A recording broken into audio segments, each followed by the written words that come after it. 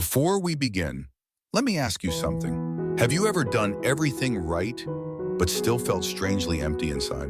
You work hard, you push yourself, you achieve things people admire, and yet, when the world falls quiet, you feel like something is missing. If you've ever felt that way, you are not alone. And the story I'm about to tell you, the story of a young man named Theo, might just shift the way you see your own life. Take a breath and stay with me until the end.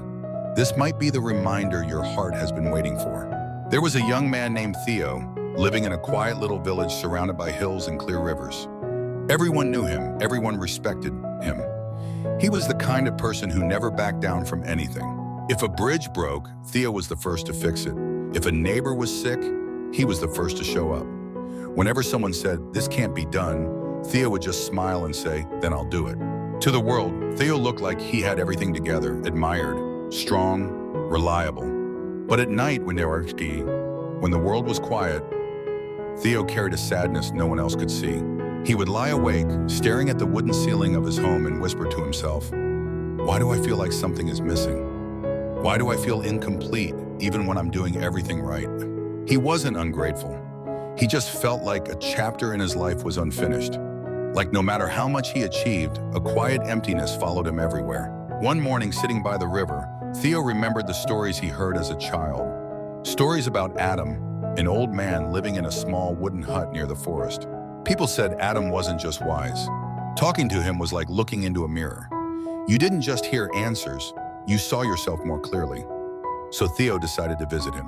When he arrived, Adam was sitting outside on a wooden chair, straight posture, calm eyes, and a smile that felt like morning sunlight. Theo sat down and opened his heart. "Adam," I said, "I've worked hard my whole life. I've faced every challenge, but no matter what I do, I still can't feel truly happy. Please tell me how I can find real happiness." Adam didn't answer right away. He got up, walked into his hut, and returned with an old wooden bucket, cracked on the sides, worn from years of use. He handed it to Theo and said, "Take this bucket. Every day for 1 week, go to the river, fill it with water, and pour it into my well. But remember, the bucket is cracked." Theo didn't understand, but out of respect, he agreed. Every day, under the hot sun, Theo filled the bucket with cold river water. And every day, the water leaked out through the cracks before he arrived at Adam's hut. He tried walking faster. He tried holding the bucket differently. Nothing worked. By the end of the week, his arms hurt, his back was sore, and his spirit felt heavy. He returned to Adam and said quietly, "I'm sorry. I failed. I couldn't fill your well. I wasted so much water." But Adam smiled gently and said, "Theo, look behind you." Theo turned around and his eyes widened. The once dry, dusty path he walked every day was now alive with green grass and blooming flowers in shades of yellow, pink, and white. Adam placed a hand on Theo's shoulder. "You didn't fail. The water you lost nourished seeds that were buried and forgotten.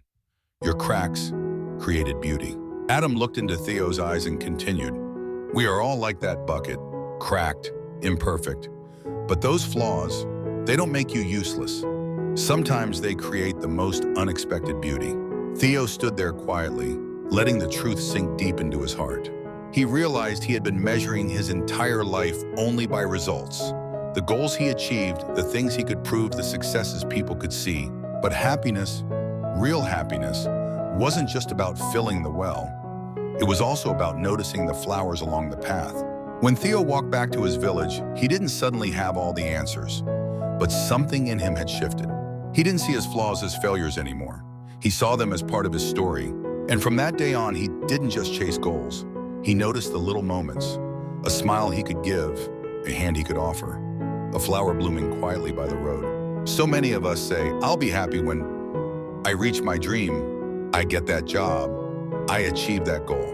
But life isn't only about the destination. Your cracks, your struggles, your mistakes, they might be shaping the path for someone else's growth. The kindness you show, the love you give, the effort you think is too small. It might be watering seeds you don't even know exist. Don't be ashamed of your imperfections. Don't measure your life only by achievements. Look around. You may already be creating beauty that will last long after you're gone. So here's my question for you. What flowers in your life have you been too busy to notice? Let me know in the comments below. I would love to hear your story. And if this message touched your heart, don't leave quietly.